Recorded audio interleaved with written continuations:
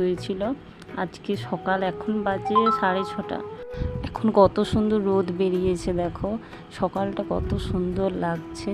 এই দেখো প্রচণ্ড বৃষ্টি হয়েছিল রাত্রে, তার জন্য পুরোটা চারিপাশটা ভেজা ভেজা লাগছে, সামনেরটাও ভেজা। তারপরে বন্ধুরা জানো তো, আমাদের এই যে চিলাঘরটা আছে না, এখান থেকেও বৃষ্টি পড়ে।